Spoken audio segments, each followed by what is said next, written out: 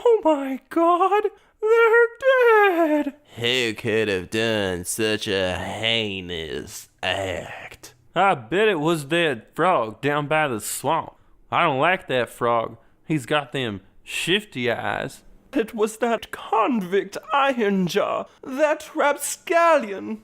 I bet it was that strange shadowy figure that likes to swing in the park on Thursday nights. I swear to you, it was my stuffed panda. He's possessed. It could have been Ricky's arm. We haven't seen it since it got cut off. I definitely know who the killer is. Blank is the killer. Hello and welcome to Blank is the Killer, the unoriginal horror movie podcast, where I, your locked-in host Josh Baker, cover 6 new-to-me horror movies with a random spooky topic 7 at the end. This episode contains friend killers, serial killers, and self-killers.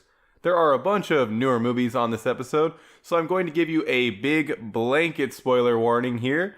If you don't want The House That Jack Built, The Clovehitch Killer, Bird Box, or Bandersnatch to be spoiled, dip out when you hear me start those sections. Now follow me to the panic room. We need somewhere safe and quiet to begin. Number 1, Starry Eyes, 2014, directed by Kevin Kolsch and Dennis Widmyer. An aspiring actor named Sarah ends up being reborn as a demon after auditioning for Atreus Pictures, going down on a big producer, and murdering her friends. Sarah is the killer. Starry Eyes was recommended to me by an old roommate around the time it was originally released. It took me about 4 years to get around to actually watching it. Do I regret waiting so long to see it? Nope. Starry Eyes is a bit of a mess. It does have some good stuff in it. As far as basic plot goes, I like the concept. Girl wants to become famous. Girl does something with a weird cult. Girl is reborn as a demon thing. Man, is the beach scene super uncomfortable and longer than needed. I don't really need to hear Sarah give old producer man a beach. The movie could have just implied it. Speaking of the old producer, holy hell can that guy not act to save his life? Whose grandfather agreed to be in the film? If you're supposed to have an intimidating big wig in a cult, make sure that person playing that character doesn't pretend like they are in some community theater stage play. Álex plays Sarah, and for the most part, she's pretty great. In some scenes, her delivery is awful. She shows that she can be great, so I'm not sure if the bad scenes were rushed and multiple takes couldn't be done, or what, given that the entire thing was shot in 18 days. Pat Healy plays the restaurant owner, and I liked his performance. Fabienne Thries plays the jerk character in the friend group. She was in Sequence Break and Southbound. Her performance isn't all that amazing. Noah Segan, who has also been in another movie covered on the podcast, is in this. He was in Mohawk, a movie I completely forgot about. His performance is subpar to terrible. He's terrible at acting like he's dying from being stabbed. Unless this is supposed to be a comedy in parts, the movie is all over the place. At times, it's funny, like when Sarah won't hand over a basket of food to her boss, which results in them playing tug of war with the basket until food flies everywhere. At times, it's a body horror movie where we see Sarah become sickly, lose her hair, fingernails, and randomly start bleeding. The body horror sections are done pretty well. The makeup for Sarah's crusty lips and sunken eyes is incredibly well done. In some parts of the movie, like when she's arguing with her roommate. At other times, like when she confronts the girl who's always mean to her, it doesn't look nearly as good. To continue talking about the makeup, there's a part in the movie where a hairless Sarah digs herself out of a grave, which is how she's reborn. It's obvious that she's wearing a bald cap in this scene due to it getting messed up on the back of her head as she comes out of the dirt. Luckily, that's the only part where the bald cap is completely obvious. Álex did not shave her head for Starry Eyes. The gore is well done. There is a cheek slash in this movie that's awesome. I was sure it was going to be a throat slash, but I'm super glad that my expectations were subverted. We got multiple brutal stabbings, and a face is bashed in with a dumbbell. All of this looks really good. There's a part in the movie where Sarah throws up a bunch of maggots. Álex says she put them in her mouth for real. This should completely gross me out as the viewer, and almost does, but someone decided to accompany the gross out imagery with the most comical worms wriggling sound effect I've ever heard. Why? Why did they kill the entire scene with this terrible, ill-fitting sound effect? If you're going to include it, at least make it more subtle. Sarah throws up the maggots, then boom, blaring, wriggling sound effect whenever a maggot is shown, even if only a singular maggot is on screen. Maybe maggots would actually sound like that. I went on YouTube to do some research, got instantly grossed out, and bailed out of those search results. Do not search for maggots on YouTube. Ugh. Besides the awful wriggling sound effect, I was not a fan of Starry Eyes' score. It rarely fits what was happening on screen. It turns out the directors were originally going to go with a traditional orchestral score, which definitely would have worked better. I am a fan of synth music, but the synth score was not good in this. If Starry Eyes was a little more concise and better acted by prominent characters, I think it would be an easy movie to recommend. Unfortunately, as a whole, Starry Eyes did not work for me. I'd say skip this one and instead watch a movie called Dream House from 2010. It's more of a straight up slasher, but I remember it having a ton of great kills. It's about a woman who starts murdering people because the sellers of her dream home turned down her offer. Number 2, The House That Jack Built, 2018, directed by Lars von Trier. A serial killer named Jack goes over various murders he's committed while walking to hell with Virgil. Jack talks about his first murder, attempts to build a house, his OCD cleaning tendencies early on, and how he began to get reckless. Before making his trip to hell, Virgil recommends that Jack finishes building a house, so Jack makes a house out of a bunch of corpses he has in his walk-in freezer. Jack then ends up in hell. Jack is the killer. To add some perspective to this section, The House That Jack Built is the second Lars von Trier film I have seen. The first one was Antichrist. If you haven't seen Antichrist, it includes graphic genital violence and mutilation. Antichrist is easily one of the most disturbing movies I've ever seen. So how disturbing is The House That Jack Built? Well, the closest it gets to genital mutilation, barring some quick shots from Antichrist and some of Trier's other movies at the end, is breast removal, which ends up, oddly enough, being funny? Stay with me. The House That Jack Built is a black comedy. Yes, it has a lot of dark and disturbing content, but almost everything is displayed with an oddly comedic flavor. Take the breast removal, for example. The act of removal is not shown, at least in the R-rated cut of the film that I watched. How do we know the breasts were removed? Well, after Jack marks where he is going to cut them with a magic marker and decides on which knife to use, we cut to him putting a severed breast under a cop car windshield wiper. It's absolutely absurd. The other breast? He turns it into a wallet.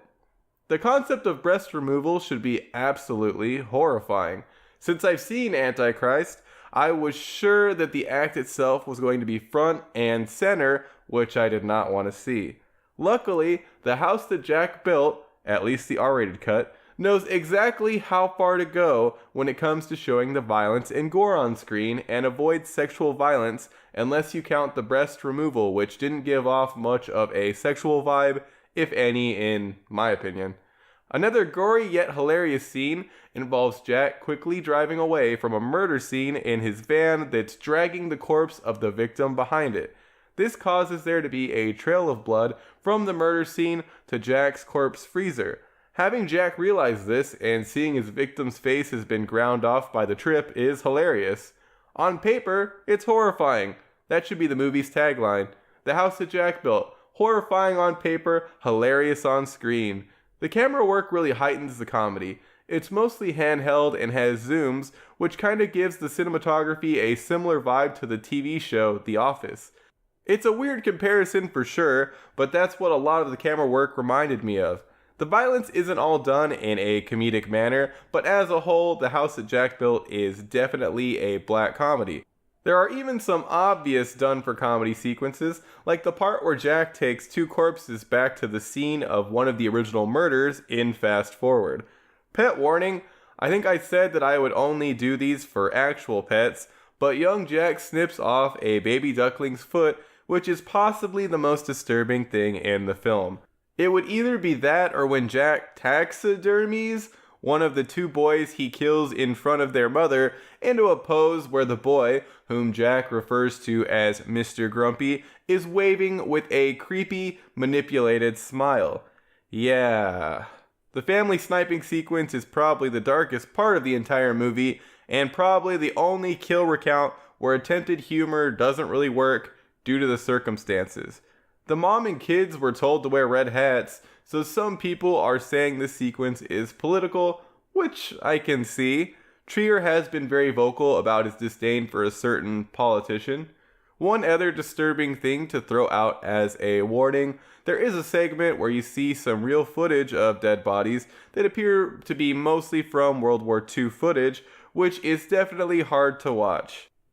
Uma Thurman plays the first victim in the film, and I've seen a lot of people calling out her performance as being unbelievable. Her character basically begs Jack to murder her.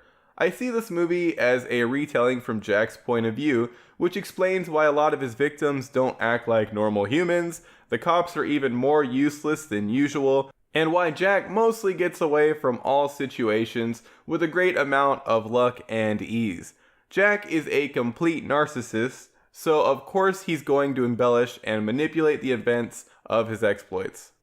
Throughout the movie, Jack talks about how his kills are art. A consensus seems to be that Jack is a vessel used by Lars von Trier to talk about himself and his films. There's no denying that a lot of Trier's films are controversial. Most believe that Jack's conversation with Virgil regarding art is Lars von Trier being overly self-indulgent. I can definitely see that being the case, but even without the comparison, I think the discussion between the two characters really rounds out Jack as a character. Jack is a narcissist that believes everything he's done is correct. Matt Dillon is amazing as Jack. I'd say the acting is great across the board if you look at Uma Thurman's performance as a twisted retelling from Jack. The gore in this movie is practical and disturbingly perfect. Luckily, I personally don't feel the gore ever goes too far like in Antichrist. I've seen The House That Jack Built being compared to Henry, Portrait of a Serial Killer. The only similarity these movies have is their focus on a serial killer. The tones and ways the murders are presented are completely different. I felt dirty after watching Henry. Henry is a disturbing, gritty look into the life of a serial killer. In comparison, Jack is much more lighthearted and is much more comedic and entertaining compared to Henry's depressing, horrifying approach.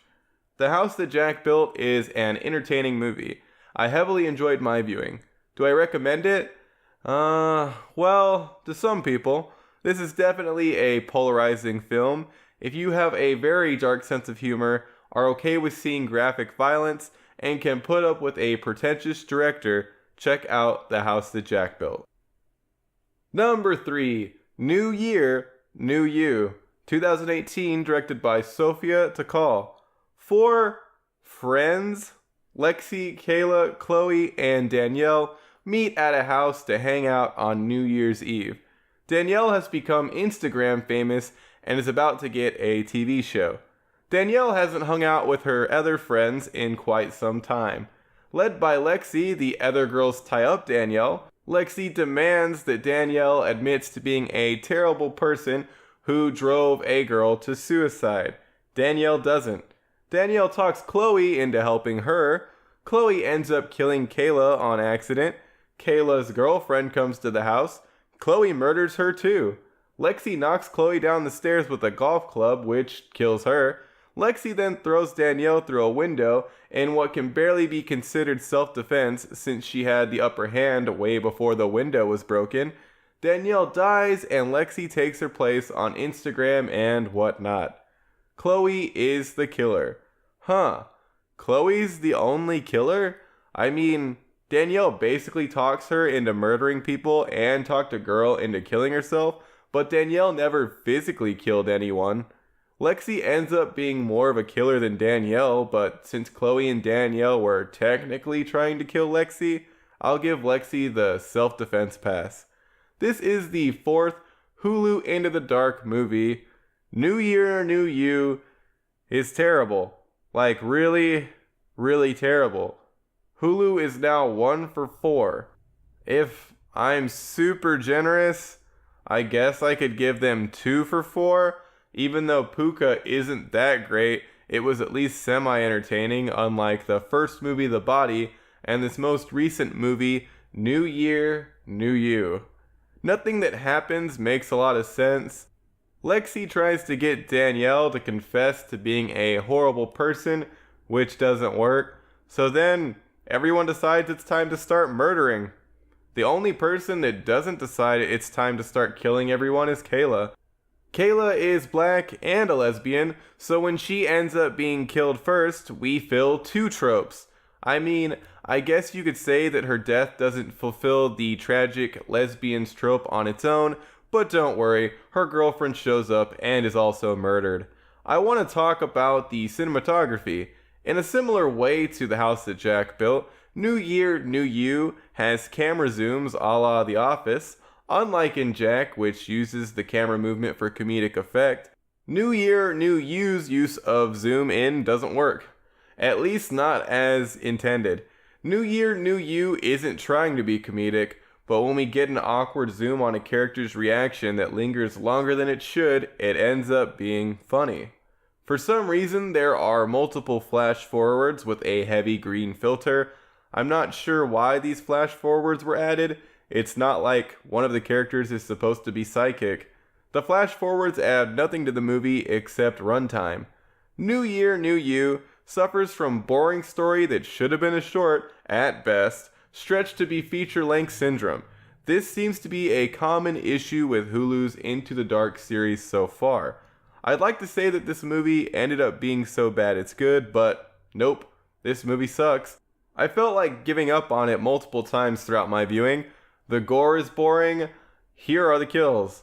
Kayla falls after being pushed and her head hits a counter. After this happens, she ends up in a perfect sitting position somehow. Her girlfriend is stabbed in the back. Chloe falls down the stairs. Danielle is pushed through a window and lands in a pool where she bleeds out. I mean, a pool filling with blood is kinda neat, but Strangers Pray at Night did that recently and did a way better job. Something that needs to be brought up is Lexi's scar. It is obviously fake. They don't even really explain how she got it, I'm pretty sure, so she doesn't even need to have this poorly applied scar. There's a part in New Year, New You where Lexi and Kayla are locked in a steam room. Thing is, we are shown that the control panel is in the room. They could have turned off the steam at any time, which they don't for some reason. Danielle tells a story about banging Elon Musk. His name isn't explicitly said, but it's heavily implied. Grimes must be pissed. At the end of the movie, we see Lexi on the Instagram/YouTube show thing, which only has 11,000 views. That's not a lot of views. Even though I have only been complaining about this movie, there is one thing in this that is so hilarious that I don't consider my watch of New Year, New You to be a complete waste of time. After Danielle is tied up, Lexi rubs this weird green cream all over Danielle's face, on and around her lips. So what? Why would Lexi making Danielle look all dumb be so great that I wouldn't consider the viewing a complete waste of time? Well, you see, after all of this goop and makeup is applied to Danielle's face, she looks exactly like Old Greg from The Mighty Boosh. After the application, Danielle is a dead ringer for Old Greg. The resemblance is so uncanny that it must have been done on purpose. Kudos for the Old Greg reference, New Year, New You. If you did it on purpose, that is. New Year, New You is boring and terrible. Don't waste your time with the movie. Because I'm a masochist, I am locking myself into finishing at least the entire first year of Into the Dark films. Number 4, The Clovehitch Killer, 2018, directed by Duncan, Skiles. Tyler, a good Christian Boy Scout, finds a bondage picture in his dad's truck. After this, Tyler snoops around his dad's shed and finds an incriminating box that makes Tyler believe his dad is the infamous Clovehitch Killer. With the help of a girl named Cassie, Tyler gathers more proof. He finds some damning evidence under the house. His dad brings up his suspicions and says Tyler's uncle was the killer and stopped after becoming paralyzed in a car crash. The evidence Tyler found is burned. The dad, now restless since all his trophies were burned, plans a new kill. During the kill, Tyler shows up and stops his dad with Cassie's help. Tyler and Cassie kill Tyler's dad and make it look like an accident instead of letting everyone know he was the Clovehitch Killer. Tyler's dad, the Clovehitch Killer, is the killer. This movie has a similar basic premise to Summer of '84. The Clovehitch Killer is a much better movie. Dylan McDermott is absolutely incredible in this. It's kind of crazy to look at his portrayal as the weird masturbating dad in the first season of American Horror Story compared to this dad. McDermott's dad portrayal in The Clovehitch Killer is immaculate. He's the most dad that ever dadded. He also brings the perfect level of creepy bondage fan serial killer to the character. I was very impressed by his acting. Everyone else is there, but no one else shines like McDermott does. One thing that impressed me is how far we have come in regards to cloning. A young clone of Chad Michael Murray plays Tyler. If you do some research, you'll be told that Charlie Plummer is the actor that plays Tyler, but I'm no fool. I know a young clone of Chad Michael Murray when I see one. I've seen the Freaky Friday remake more than enough times to pick him out of a lineup. Jamie Lee Curtis is great in that. One thing I really liked in The Clovehitch Killer was getting to see the dad on the hunt. I also thought it was fun seeing the dad be a creepy sex pervert in his latex girl mask. Yeah, that part comes out of left field for sure. Now, one thing that actually bothered me quite a bit was the decision to show Tyler's side of things after he catches his dad red-handed. Well, not technically red-handed since the dad's murder method doesn't involve blood. Fun fact, the phrase red-handed actually has nothing to do with blood. It has some confusing Scottish origin. Anyway, after Tyler gets on a bus to go to leadership camp, we follow Dad as he hunts and attacks a woman. Tyler then randomly pops up right before the lady is murdered to save the day. Right after Tyler makes his entrance, we flip back to his point of view at the bus station. Why? Everything Tyler does is obvious and can be put together by the viewer. We all know he got off the bus early and went to stay with Cassie. Obviously, the duo then spied on Deadly Dad. All the clues are there. Does telling us Tyler was under the bed in one scene add to the movie? Nope. It's not even a tense scene because we know that he doesn't get caught. I would have preferred spending more time showcasing the dad's insanity instead of showing the easily inferred actions of Tyler. There isn't really any gore in this besides a cut on Dad's head from a lamp bash, and the cinematography is nothing special. The Clovehitch Killer is a good time. I love the overly Christian community setting, and early revealed that Dad is the killer. Like I already mentioned, McDermott's performance was also amazing. Check out The Clovehitch Killer. Fun, well, actually disturbing fact, the story appears to be heavily inspired by a real-life serial killer. That killer is Dennis Rader, the BTK Strangler, if you want to look up the real-life counterpart. Number 5, Bird Box, 2018, directed by Susanne Bier. A pregnant woman named Mallory ends up at a house with others during a strange outbreak. It's revealed that anyone who sees a certain entity are compelled to kill themselves. Mallory falls in love with a guy named Tom. Eventually, it's also revealed that after seeing the entity, some people go crazy, and instead of killing themselves, these fanatics try to force others to see it. One gets into the house and kills a bunch of people. Mallory and Tom survive, as well as Mallory and another girl's newborn babies. 5 years later, the couple talk to a guy named Rick on a radio who tells them about a compound down the river. The fanatics show up and Tom sacrifices himself to save Mallory and the kids. Mallory and the kids make it to the compound, which used to be a school for the blind. Everything is good there. The compulsion to commit suicide after seeing the entity and the fanatics it creates are the killers. I thought Bird Box was going to be a so dumb it's fun movie, but it ended up being an enjoyable, though not the most original, kinda dumb watch. What can I say? I have a weakness for Sandra Bullock. She plays Mallory in this movie, but I'm just going to refer to her by her real name. This guy hated A Quiet Place but liked Bird Box? What a hypocrite. I mean, Bird Box is kinda like A Quiet Place, but for one thing, Bird Box doesn't get hit nearly as hard with the plot holes.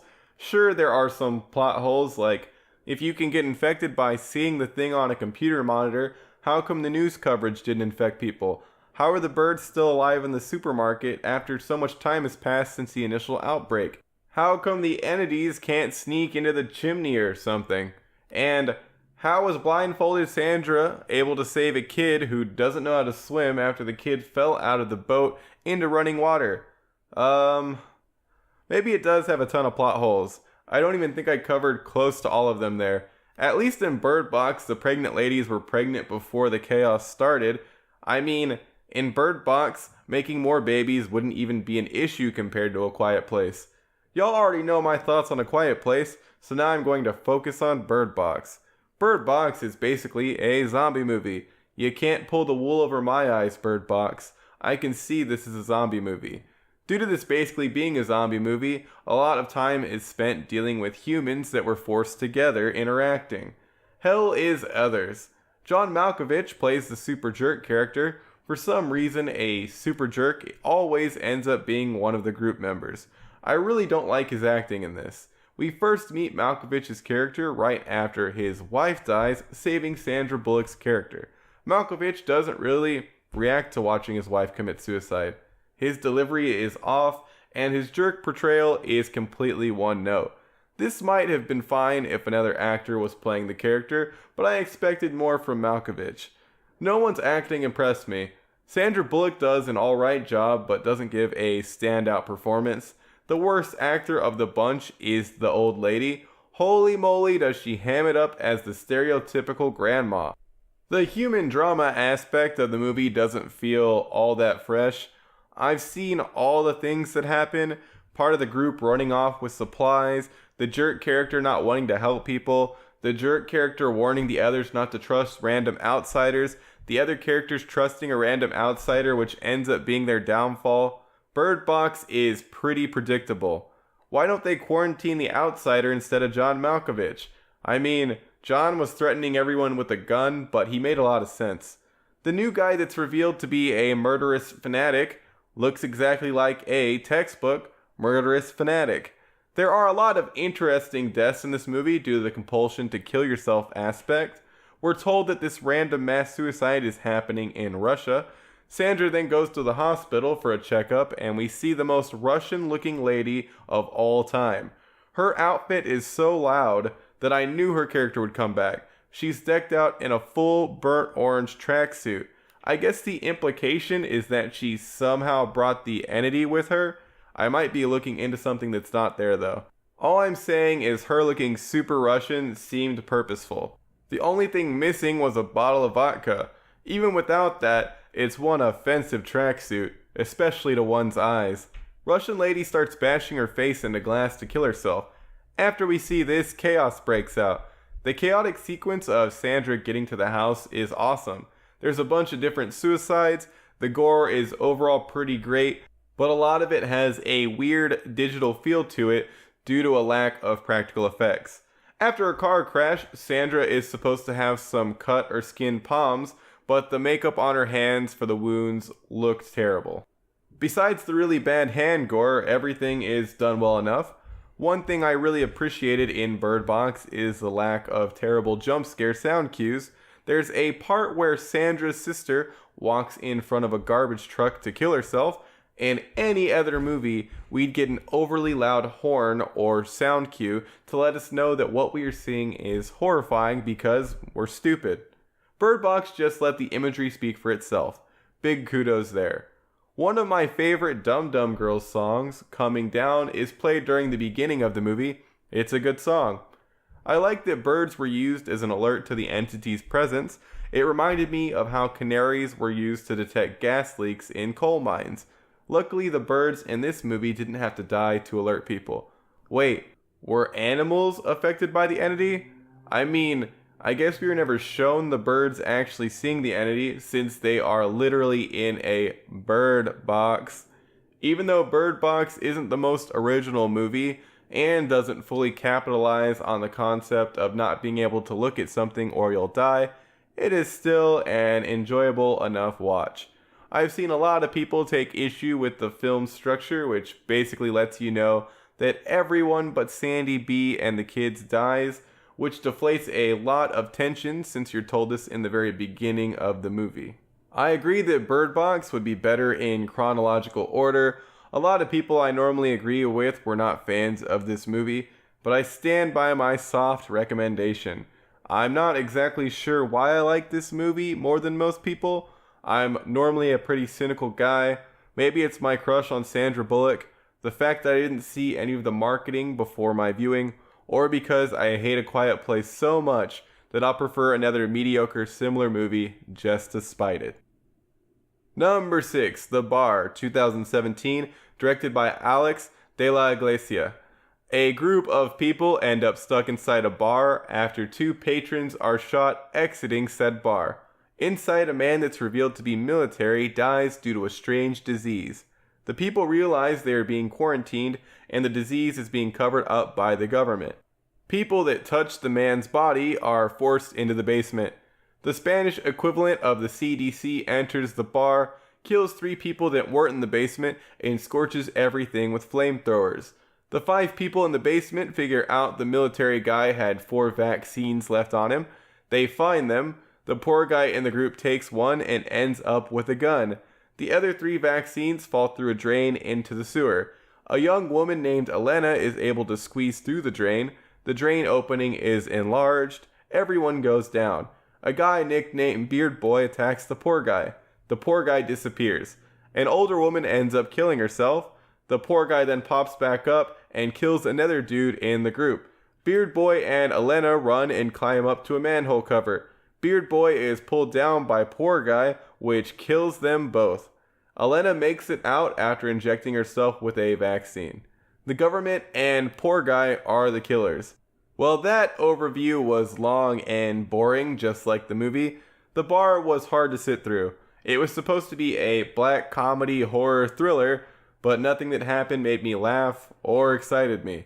I didn't realize this was another Álex de Iglesia movie until I finished watching it. I had my suspicions due to the awful aesthetic. It's hard to explain, but all the actors in this movie look extra grimy for some reason. It's like the footage is over-sharpened or something. It's the director's aesthetic. I've come to the conclusion that I don't like Iglesias' films. I can't remember much about my watch-throughs of The Last Circus and The Day of the Beast. Witching and Bitching was covered on a past episode and was boring. All of his movies have pacing issues. I'll definitely make sure to avoid him in the future. Anyway, back to The Bar. For the most part, the little bits of gores we get don't look great. The makeup for the military guy's gross corpse was well done. There are also some burnt hands that look decent. It's pretty unbelievable how fast everyone turns on each other and makes up crazy conspiracy theories about a possible terrorist being among them. I guess it moves the plot forward somewhat, but the whole one of us is a bomber conclusion that everyone accepts is incredibly stupid. A lot of the action in this movie is terribly shot. For example, the poor guy gets stuck in the drain, so he has to be yanked out. This yank and the old lady falling down some stairs is shown in a sped up and choppy way. I could see the drain pull being done in a fun, cartoonish way, but what we get is poor guy pulled slowly out of the drain, played in fast forward. Why wouldn't you just get a stunt person to do a normal pratfall for the older woman is beyond me. Welp, that's really all I got for this boring movie. The Bar is an hour and 42-minute runtime where nothing entertaining happens. I only watched it because I could easily cast it to my TV while laying in bed. I should have just watched something else in my living room instead of wasting my time on this.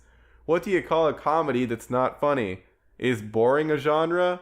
Maybe all the jokes were lost in translation, or Spain just finds different things funny. I don't think I've ever seen a comedy from Spain that I really enjoyed. To be fair, all the Spanish comedies I've seen have been from Iglesia. I should probably give some other Spanish directors a shot. I have enjoyed the horror stuff that I've seen from Paco Plaza and Jaime Balaguero. I didn't care about anything that was happening in the bar and wasn't affected by any character deaths. Do not waste your time with the bar. If for some reason you really want to check out one of Iglesias' films, try The Last Circus. Number 7, Black Mirror Cucumber Patch. Cabbage Lash. Cumberbatch? Bandage Snack? Bandersnatch, 2018, directed by David Slade. As you can tell by the hilarious and original intro to this segment, this is going to be a loosey-goosey pouring of my thoughts on the new choose-your-own-adventure Black Mirror spectacle, Bandersnatch. Let me start off by saying, really Netflix, no Chromecast or Windows app compatibility? I read up on the reasoning, but still. I watched Bandersnatch the night I finished the last episode for Blank is the Killer. If I hadn't written down a reminder to myself to go over the movie for the 7th topic, I would have completely forgotten about it. As a kid, I hated choose-your-own-adventure books. Even back then, I found them to be poorly written garbage versions of better books. Looking at you, choose-your-own-adventure goosebumps. Man, those were inferior to the well-thought-out books. What was I talking about? Oh yeah, the painfully forgettable Bandersnatch. I watched a decent amount of the routes, got our main character killed, made him kill his dad, had him chop up his dad's body to get rid of it. I didn't tell him to then spread the blood everywhere and keep pieces lying around. Sloppy stuff, Mr. Main Character. I've seen most negativity towards Bandersnatch met with, well, it was a test for the format. It's paving the way for the future applications of choose-your-own-adventure media. To which I say, no. No, it's not. If I want to watch something where I have to make decisions regarding what will happen, I'll just play a video game. When I sit down to watch a show or movie, I want a good, cohesive story.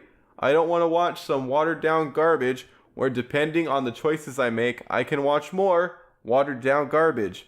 Now, if there was ever a project where I don't basically get a game over for a choice, and any combination of choices led to a riveting feature-length film, then, and only then, would I be impressed. Until then, Choose Your Own Adventure will continue to be a complete gimmick. Here's an exercise. Let's go back to Goosebumps. Were you a fan? Yeah, I mean, who wasn't? Oh, a hardcore fan? Name one Goosebumps Choose Your Own Adventure book. You're probably sitting here thinking about all the great books like Horrorland, Say Cheese and Die, and Night of the Living Dummy. Can you name or even remember the overall plot for one of the Choose Your Own Adventure books? I can't. Choose Your Own Adventure is a bad form of media when it isn't in a video game.